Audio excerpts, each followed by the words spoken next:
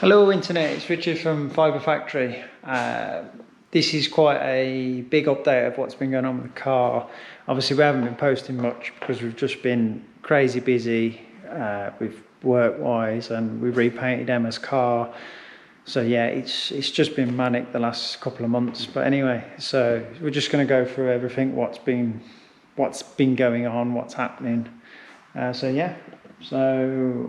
you have to excuse me because I can't remember where the last video left off, what kind of state the car was in, but if I go over things, just bear with me. So anyway, the car's come back from acid dipping. We saved 25 kilo without having it dipped, so obviously it's all, the old paint, sealer is all gone. Figuring out, obviously I know how much I need to cut out of the arch, as much as possible.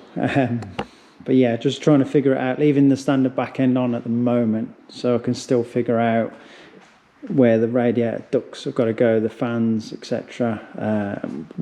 Waiting for the rear frame to come back from Dean at RW Developments. He's just welding it up for us. So yeah, as soon as that's back, that can go in.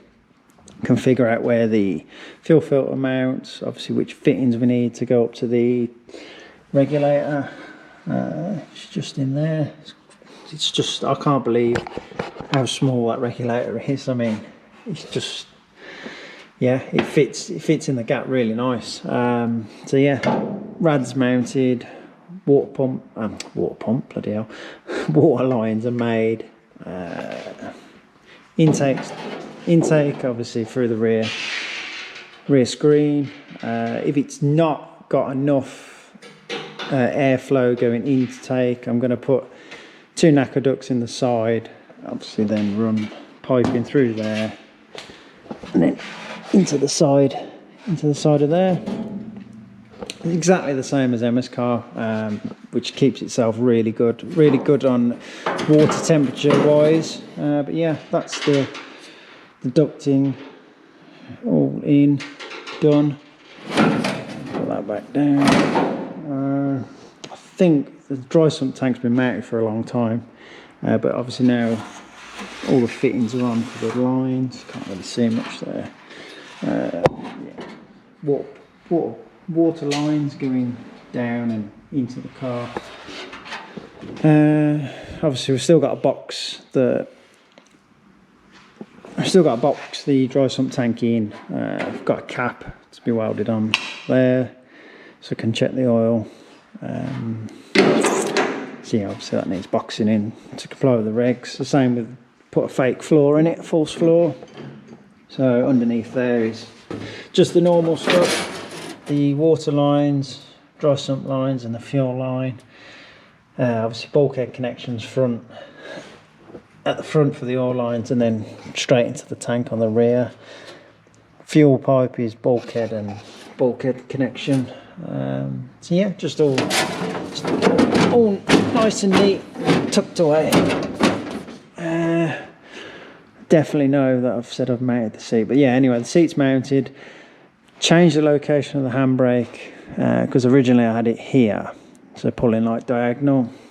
It just didn't feel natural, so I've moved it to there. I've made a plate and there's some gussets on the bottom to keep it nice and strong. But yeah, it feels just a lot more natural, but there, pulling it straight back. I'll go around to the other side. We'll do a continuous loop. So yeah, these are new because I think the rear ones were already in from previous videos. But yeah, I'm gonna have to move this back about an inch, that's why it's not welded, just so this fitting just looks neater and it's not as an aggressive turn. It's just I can run a 45 and it's not too much. This one will loop round and then down and feed the engine. Manifolds are all bolted on. They're going to need cutting back and 90 put on to go down into the turbo. Alternators on, water pumps on. I've gone for the top mount alternators because obviously I've got a dry sump pump down this side, and then on the other side this turbo needs to go down slightly. So once it goes, no, it's not really pretty shit. So once that goes down, it's going to end up filling the gap. Well, you can't really see, to be honest. Basically, it's going to end up coming through here. So obviously there'll be no room to put the alternator this side. So yeah, that's why I went with the top mounted one. This works quite well. Oh yeah. Coil pack. Both two, obviously two. One mounts this side, and then the other one mounts just there. Oh yeah, that's the thing. I've had to put these in. Obviously it's a bit rough at the moment, it all needs cleaning up and getting ready for paint. But yeah, we had to chop the original ones out, because the original BMW ones, I nearly said Ford then.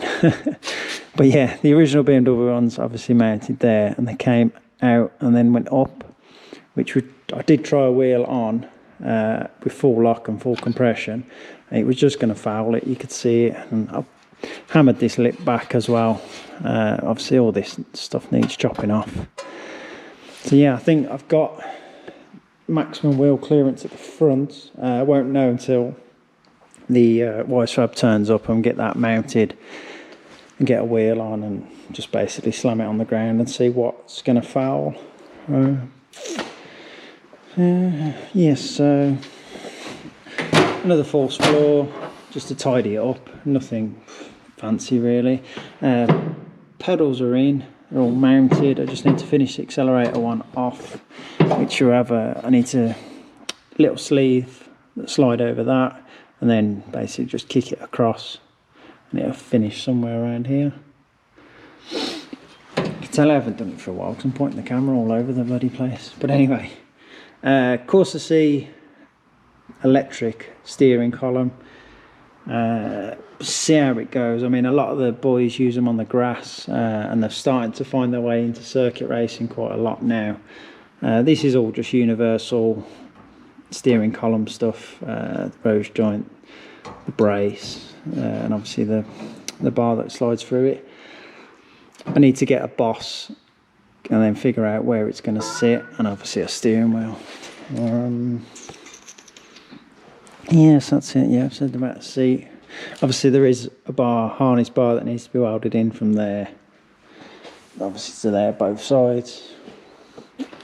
Another look at that. I think I'm going to end up putting the fire extinguisher probably on top of this plate further back. I have got from previous videos, there is a carbon floor that goes in there, which is lingering over there in the random pile of stuff in the corner. Yeah, that's pretty much it really. Yeah, so I'm just waiting for a few bits to turn up, like suspension wise, so we can get the car sitting on all four wheels. But there's loads of stuff to carry on with. It's not like it's going to delay anything. So yeah, just keep going basically, and it'll get done one day. It'll be finished one day, should I say.